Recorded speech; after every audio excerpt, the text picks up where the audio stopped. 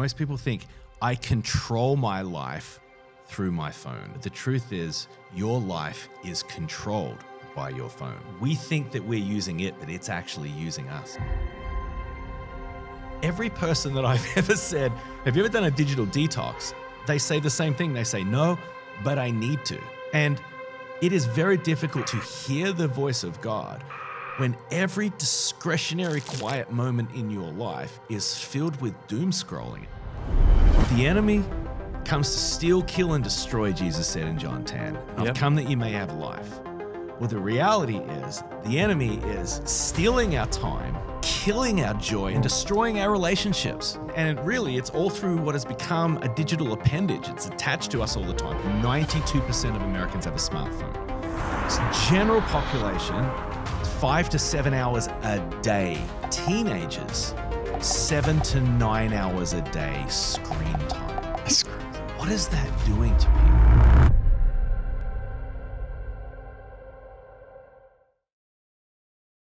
Hey everyone, you know we're in this great study in 2 Peter. We're talking about bringing truth that Peter wrote about 2,000 years, how it really applies to today, to a lot of situations we're facing. We're going to take just a little break and we're going to interview Pastor Darren Whitehead today. He wrote a book that I think is so relevant called The Digital Fast. And so we will get back on the next podcast, right back on track with 2 Peter. But let's go right to that interview with Pastor Darren Whitehead. I am so excited today because I'm having my first guest on the program, and that is the pastor of the church Lisa and I attend, our pastor, Pastor Darren Whitehead. Darren, it is so good to have you on. I am delighted to be here. Thank you so much for being here in your new, beautiful space. It's incredible. You know what? That accent sounds like you might be Southern or from somewhere in the world, maybe. Yes. I'm from Mississippi. No, I am from the true South, that is down under. I'm from Australia. But I've lived in the US for 26 years. I married a Tennessean, an American girl. Yeah. And I was going to get deported, so I got married to an American. No, I'm just kidding. But I got married 22 years ago to Brandy. And I have lived in the US for the last 26 years. I have lived in America longer than I lived in Australia now. And tell everybody about your children. I have 3 daughters, 3 half American, half Australian daughters. Sydney is 17, Scarlett is 15, and Violet is 13. So I literally almost fell out of my seat laughing. Sunday, you said something about, my daughters will say, what? Now, what is this? Well, with a mother from Tennessee and a father from Australia, my girls say, g'day, y'all. So anyway, tell us about Church of the City. And I got to tell everybody, the first time I ever heard your voice was on Michael's worship song, Let It Rain. Yes. Michael W. Smith. My goodness, how did that name escape me? But Lisa and I, we loved that song, Let It Rain. And right in the middle of it, there was this Australian guy that came in and started reading out of Psalm 97. Yes. And oh my gosh, every time the presence of God would just fill our car. And I'm like, who is this Australian that read this? And it was such a powerful presence. And then I find out years later, it was you. Isn't that crazy? We recorded that in 2001. Yeah. I'd been living in the US for about 2.5 years. I grew up listening to Michael W. Smith, and turned out I was leading a youth group, and his son was in the youth group.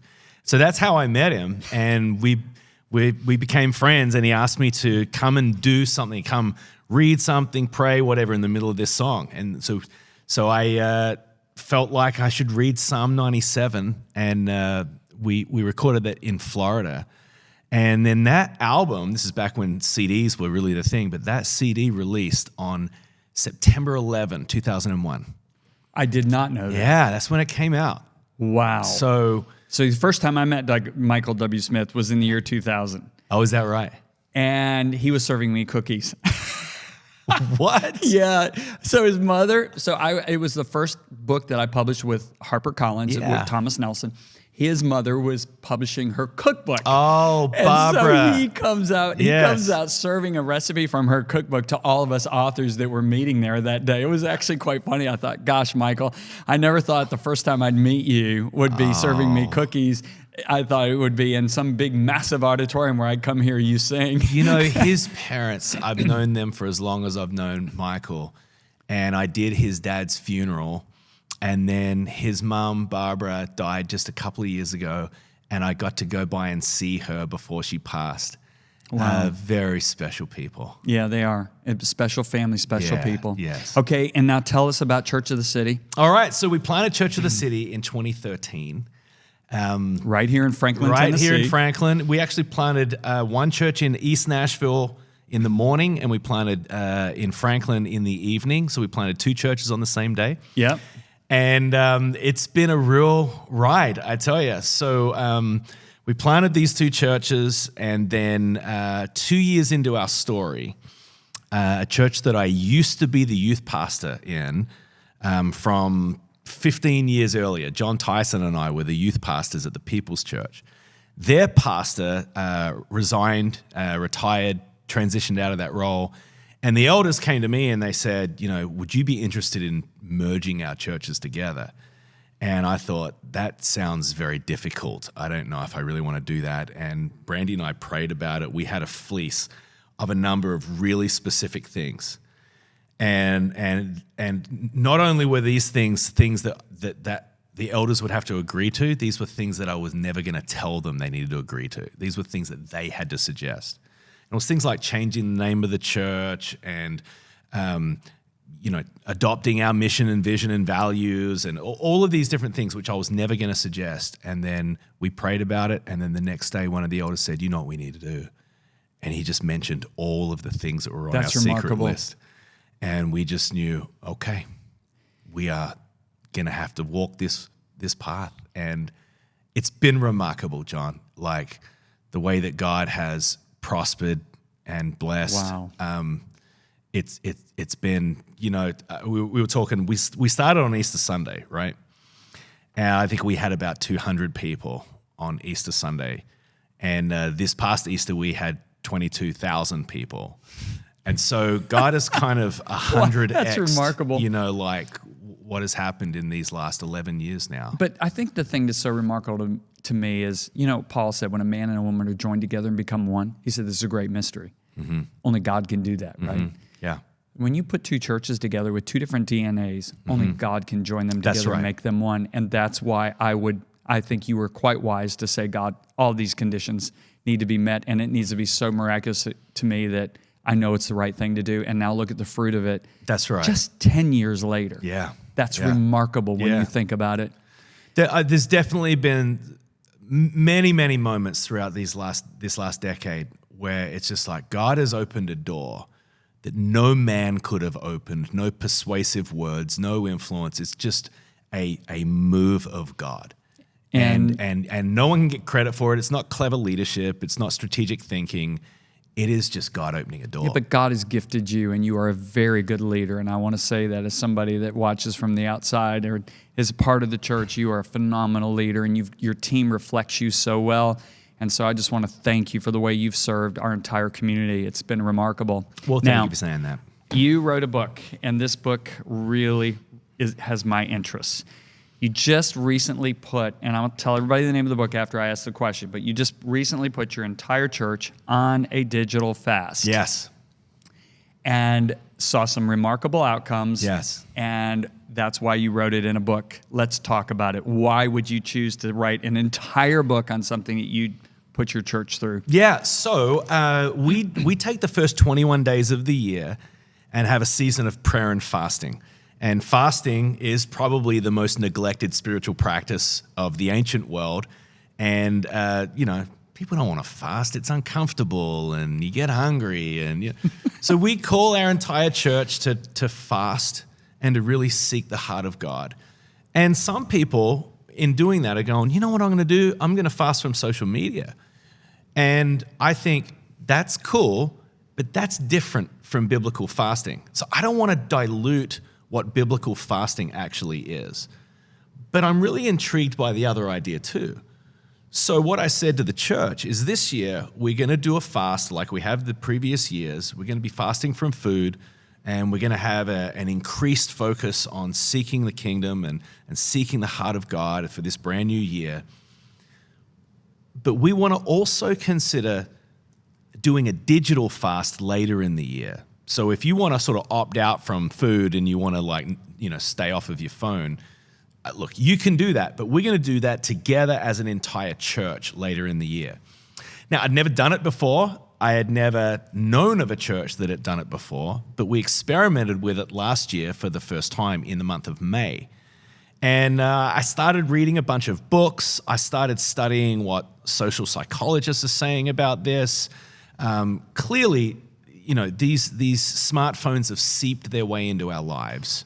The iPhone came out in 2007, right? But it didn't even have an app store. The app store came out in 2008. Push notifications came out in 2009. Okay. Instagram came out in 2010. So you can see how these devices have sort of seeped their way. They started out being, honestly, really wonderful, augmenting our lives. Like, this is just joyful technology. The first few years on the iPhone. Enhancing our productivity. Just giving us an ability to be so much more efficient. Honestly, the first couple of years of the iPhone were all upside. Hey everybody, spiritual growth doesn't happen by accident. That's why we here at Messenger International are passionate about equipping you with resources to help you grow in your relationship with God. One tool we hope you'll take advantage of is our free MessengerX app. Inside MessengerX, you'll get access to dozens of full-length courses, sermons, audiobooks, and more, all available to you at no cost. Whatever your goals, whether you're looking to discover your calling, develop deeper intimacy with God, find freedom, or improve your relationships, you'll find resources on MessengerX that will help you get there. Download MessengerX today, create your free account, and dive in. Now, back to the podcast.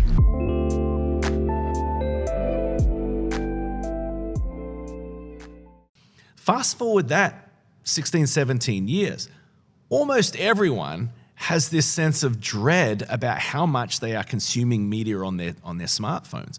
In fact, every person that I've ever said, have you ever done a digital detox? They say the same thing. They say, no, but I need to. There's like this collective sense of like, I'm spending way too much time on this. And so as a pastor, I am concerned about people's mental health, their social, relational health, and their spiritual health. And it is very difficult to hear the voice of God when every discretionary quiet moment in your life is filled with doom scrolling. It's just filled with visual clutter.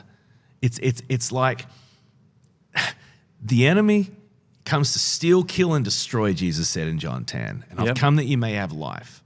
Well, the reality is the enemy is stealing our time, killing our joy, and destroying our relationships, And really, it's all through what has become a digital appendage. It's attached to us all the time. Most people, 91% of people have their phone with them all the time. Yep. That means that the last thing they look at before they go to sleep and the first thing they reach for when they wake up in the morning is this smartphone. So can I put a pause in that? Yes. I'm going to bring you back to 1984. 1984, Lisa and I, our job was to take care of the guest speakers that came to our church. And our church was one of the most well-known churches in the United States. So we had every well-known speaker in the world coming. One of them was a man named Dr. Lester Sumrall. Mm-hmm. Now, Dr. Lester Sumrall was probably one of the most feared ministers.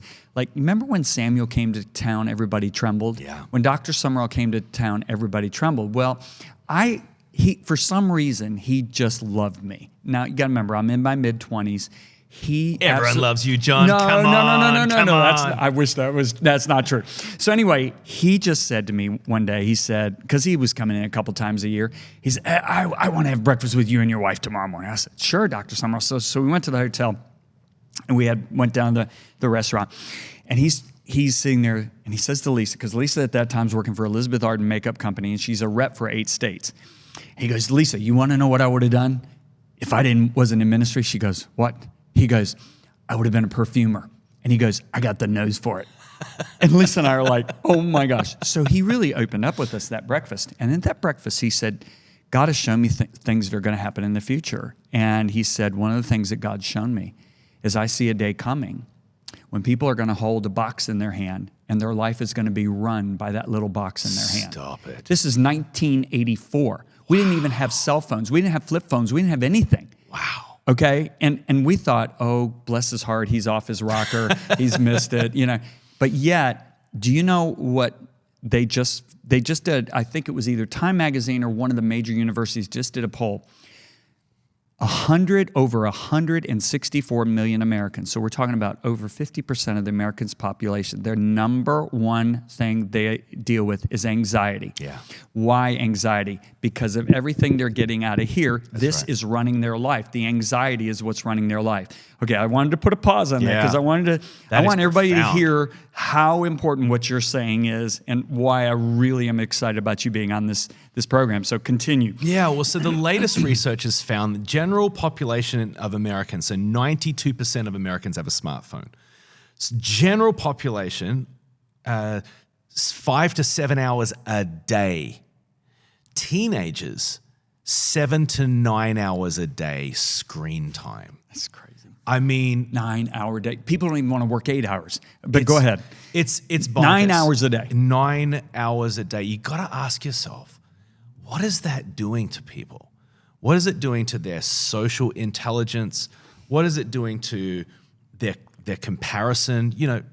Romans 12 talks about, do not conform to the pattern of this world. I've got to believe there has never been a more powerful piece of technology that is conforming people to the pattern of this world than these smartphones. And so, and people are collectively feeling it, as opposed to like 2010 where everyone's like, these are great. Now there's this sense, even among teenagers, I think these things might be taking from me more than they're actually giving. And, you start to look at the statistics on depression and suicide and cutting, particularly among teenage girls. Teenage girls are even more than teenage boys. I mean, teenage girls on social media during the years of puberty, it's turned out, the research is now finding that is dangerous. So the brain develops a lot in utero, of course. The next time the brain really starts to develop and change and synapses are firing and all of that is during puberty. So this is roughly from age of 11 to 13. If there is social media, if these kids have social media during the time of that hyper brain development, it is destructive, has the power to be very, very destructive.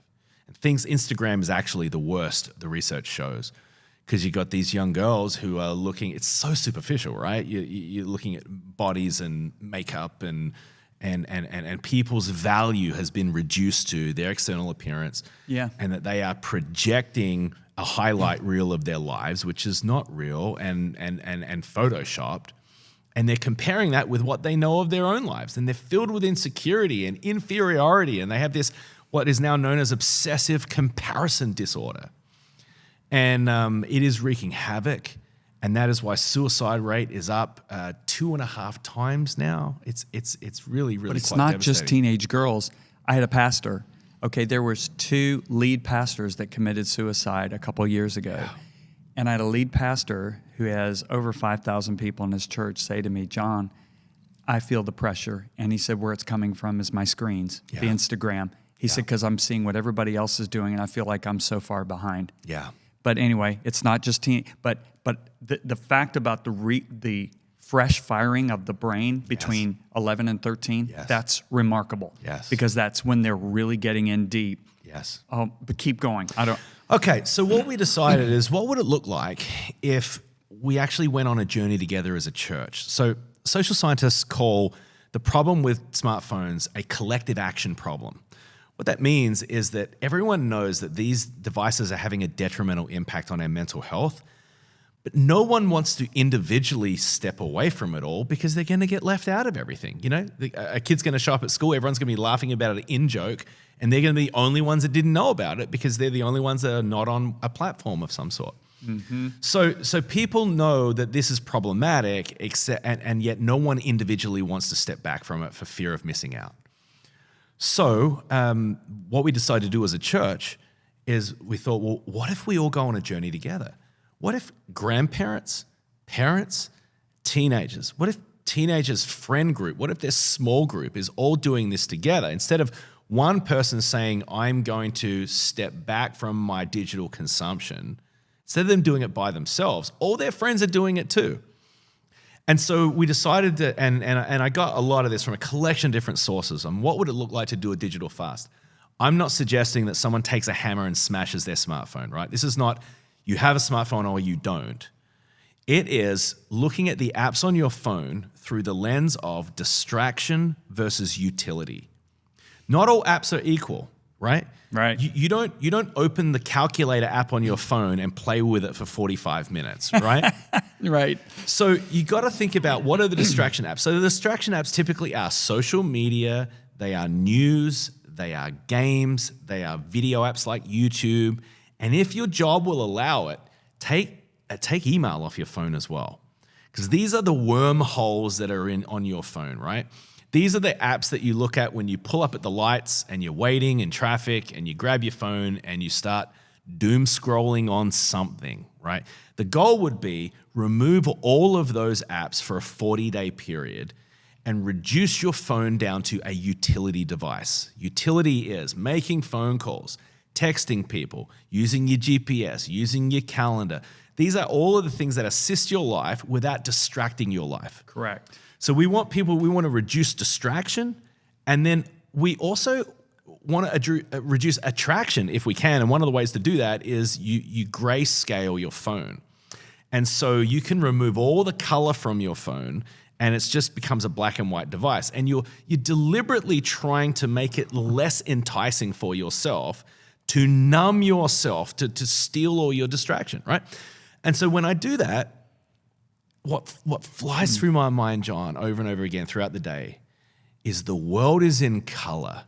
The world is beautiful. This is not in color, and this is not the world. This is not the real world. And so you're deliberately trying to turn down distraction, turn down attraction, and then we want people to turn up devotion. So this is not just putting down something, it is picking up something as well. And so this book leads people on a 40-day journey that is 4 10-day increments, right? The first is to detach. We want to invite you to detach from your phone, and by removing all these distraction apps, and you do it with all your friends as well, and do it with your whole family should do it together, right? Right. So when you're feeling a little jittery on day 3, you're kind of like, you're laughing about it a little bit, and you're like, all right, let's go play Scrabble. Detoxing. Exactly. Right. It's a legitimate detox. So we want people to detach from it, right? The second 10 days is we want people to discover. What you will do is you'll start to discover feelings that you didn't know you had because you were numbing yourself with your phone. You'll start to discover things going on in your family and in your relationships and with your friends and with other people. You'll start to discover the voice of God afresh because your mind is not so cluttered with useless pieces of information. So that's the second 10-day period. The third 10-day period is to delight. And what happens is when you get 20 days into this, it's like rebooting your senses. Your eyes, your ears, your touch, your taste, it all feels new again. And wow. I remember I was 20 days into doing this, and my 13-year-old daughter wanted me to watch her bounce on the trampoline. And so I said, sure. At this point, I wasn't carrying my phone around in my pocket at my house anymore because I used to do that all the time. It was just with me all the time, right? Right. I had it in a drawer, and I was just at home. And so I go outside, and I'm barefooted, and I can feel the grass under my feet. And for whatever reason, I can feel the grass under my feet. It's like I'm alive, And then I look at the sky, and it's about to be sunset, and it looks incredible. I can smell the air. And then I just hear the sound like it's in high definition of my daughter squealing and giggling and saying, watch me, daddy, watch me, daddy. And I have this conscious thought, John, this is delightful. This is a better life. Who knew that I was substituting the beauty of this life for the artificial promise? It's almost like the Matrix. It's like the Matrix. It really is. Yes. I took the red pill. I got unplugged. And all of a sudden I'm looking at my daughter and I'm just thinking, I'm so thankful to God that I'm her dad. I'm so thankful for this moment. I'm so thankful that there's air pulsating in my lungs, like it's so good to be alive. That's the third 10-day period. The final 10-day period is to determine. And this is, I want to determine after these 40 days, what is my plan going to be? How do I re-engage? At what degree do I want to re-engage? On Netflix, there is this lady named Marie Kondo, and she's famous for teaching people to purge and clean out their closets. I don't know if you've seen this or not. I have, actually. And so, one of my daughter-in-laws is really into all it. into it? Okay. Yeah. So what she does is she encourages people to hold a piece of clothing and ask the question, does this spark joy? And if you say no, then you throw it out. If you say yes, then you keep it. So I would encourage people to take the distraction apps on their phone and ask yourself the question, does having Instagram on my phone spark joy? Does having TikTok on my phone spark joy? Does Facebook on my phone or Snapchat or whatever it is, does this spark joy? Or am I better to interact with these platforms on a desktop computer? Or am I better to interact with these platforms on a laptop because it allows me to put them back in their place instead of them taking over my life? I'm curious, what'd you do with YouTube? So I didn't have it during the fast. Yes. I put YouTube back on my phone after the fast because I listen to content when I'm driving so much. That's me. In the gym, I'm always listening to content on YouTube. I was just curious about that one. Well, it's and everyone works out their own thing. So YouTube is not harmful for me. I don't. Right. It's honestly it's usually sermons that I'm listening to. As with me. And And when I need to repair something in my house, I real quick go to YouTube. Exactly. So usually whenever I'm driving, commuting, running, exercising, or whatever, I want to stimulate my heart and my mind, and it's usually sermons. And so it's not a destructive thing. I don't watch cat videos, So I don't scroll. I don't doom scroll. But I can tell you this: when Instagram has been on my phone, it's just like this candy that's just beckoning you to come in all the time, and I'm just best not to have it. Okay, what are some of the results you saw in the entire church? I was amazed because I was a little nervous about doing the whole thing. First of all, I was thinking, are people going to say, you're nuts for bringing this into a church space? This is out of your lane, bro. Why would you be doing that? I feel a little insecure about that.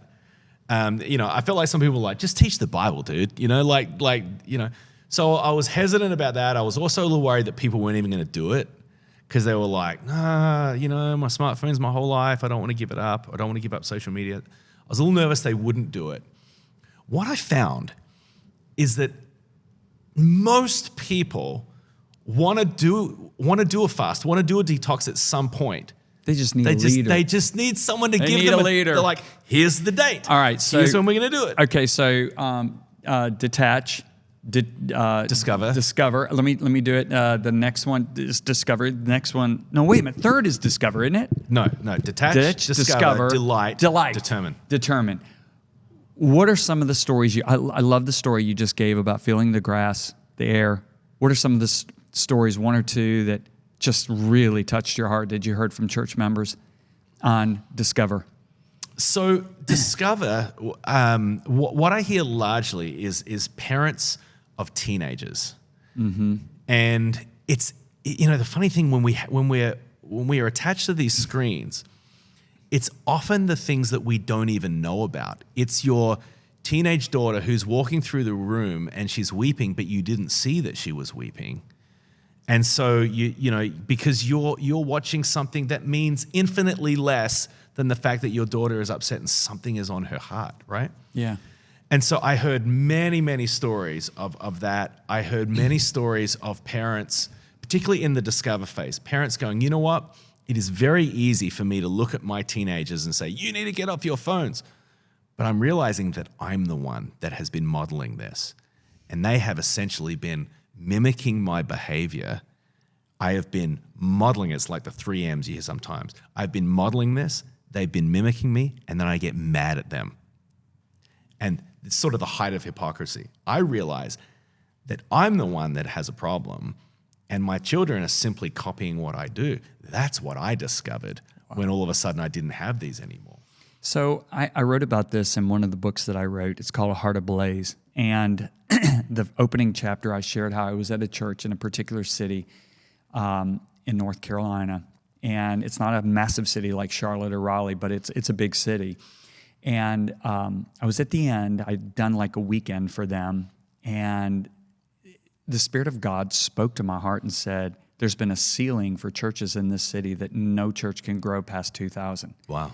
And I said, God just showed me that the only way this is going to be broken, this ceiling, is a fast.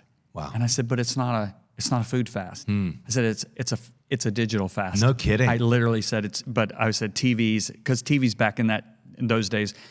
So the pastor jumped on it, got up and said, we're going to do this for 40 days. Yes. Well, kids making C's and D's, started making A's and B's. Wow.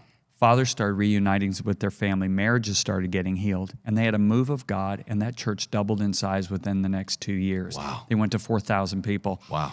And that was when I first saw this happen. Yeah. And I believe that when Lester Sumrall said to me that people's lives were going to be controlled by the box, I don't think for the first time in my life today, since hearing him say that, I used to think it was like their emails saying, hey, we're doing this and that and that. Yeah. And I now see today what you've said, because God's used you to open my eyes.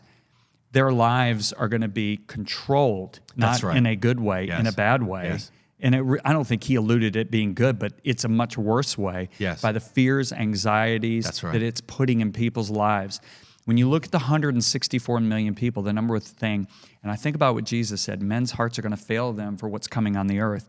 What's coming on the earth is just, I've never had this much information of what's coming on the earth that I do right now.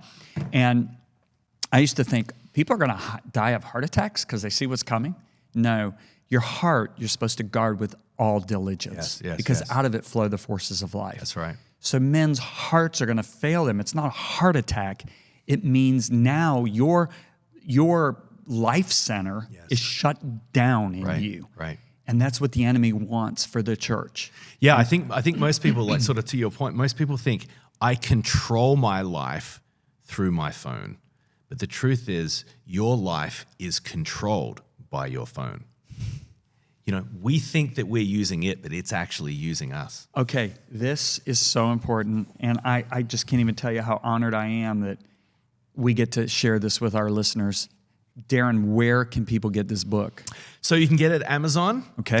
It's available there. The Digital Fast. The Digital Fast. TheDigitalFast.com has a bunch more information on there. If pastors want to lead their church through this, yes, sir, then we've made a way to make this book available in bulk at a highly reduced rate, like 60% off. Outstanding. And so I have a couple of churches that I'm going to be doing this, leading them through this in the summer. And they're buying at bulk so that everyone can use the book as a guide, as a tool to go through a 40-day period. And so the digitalfast.com has more information about that. And then you can buy it on Amazon, or if you want to buy it at bulk, there's a bunch of links Well, there. you know, I'm just going to be open with everybody. I brought this down for our family spring break down to the beach, and I left it down there by accident. It's still down there, but I'm about to go on a 3-week sabbatical, and guess what's going to help me prepare for that is this. And I'm just so thankful that you wrote this book. Is there any final thoughts that you want to share about this? I mean, please. Yeah. I'm not saying that we need to wrap. I'm saying, Darren, if there's anything else that I've missed by not asking the right questions, please share. Well, the final thing I would say is that 100% of people who have participated in this have been glad they did. No one has said, you know, I just really wish that I could have spent more time doom scrolling on cat videos. Like, no one regrets doing this. Everyone feels the benefit of this, whether they do it with absolute purity, whether they cheat a couple of times, like any way that someone does this. We are bringing their digital media consumption to the forefront of conversation, and everyone starts to just be aware of it. You see, most of the time we function on autopilot, right? Most of the time we're just numbing ourselves with these devices. Right. And so now teenagers and parents are talking about how are we going to do this as a family. There's the power is kind of unveiling how hidden all of this is, and to kind of say, look, I'm giving way too much of my time to this device and it is not fruitful, and I want to live differently than this. And so you want to reboot your life to begin with and then work out what does it look like from there. 100% of people who have done it have been glad they did. Okay, let's do something, guys. Let's do opposite peer pressure. Like, guys, tell your college friends. We have so many young people that listen, right? Tell your college friends, are you kidding me? You're not going to do this digital fast with us? And then get them to realize that they have a life to live, and that life is not going to be controlled by the anxiety, the fear of missing out. There's so much more that comes from this little box that Dr. Sumrall saw back in 1984. Think about it. It's incredible. God tried to warn us way back then, and I'm glad that you heard the heart of God to be able to say to the church, hey, let's walk in the life of God. Let's enjoy this world. God gave us this world to enjoy as well as to be pilgrims reaching people, yes, the lost in this world. You're not enjoying this world that He gave us so freely, all the beauty. I mean, you know, Darren, you and I, we both like the beach. Mm-hmm. And when we're down at the beach, you walk along the shore, you're just like, look at what God has made. Thank you, God. But you know, it's more than beach. I walk through the trees of Franklin and I go, look at this beauty. Look at the green grass. Yeah. But that goes down. Because when I was a boy, that's what captured my attention, was the beauty of creation. I didn't realize that I was worshiping God who made the creation. I was really enjoying what He made. I just thought, man, what a beautiful world we live in. Yeah. I don't think kids are getting that today because they're so bound up by their screens. And so thank you so much for writing this. Thank you for coming on the program. I appreciate you so much. And can you close this out by praying for people? Yes. Right now, I think you got a lot of people right now that are really wanting to go on a digital fast. Pray for that experience. Yes. That they experience what you experienced. Yes. Let's pray right now. So God, you know every single person who is listening right now. And I pray that you would speak to them, give them clarity. Lord, I pray that you would give them the courage to actually step in to do something like the digital fast. And Lord, I pray that you would turn up your voice during that period. You would give them ears to hear, and eyes to see. I pray that they would find themselves reconnect with the Spirit of God in a moment like this. And I pray that the outcome is that their lives would never be the same. It would be a before and after moment. And I pray, God, that you would bless them for their obedience. You would bless them for their courage, and that your hand would be upon them as they step into doing this. And this is our prayer, and we pray it in Jesus' name. Amen. Amen. Darren, thank you so much. Thanks so much. It was an honor to have you on.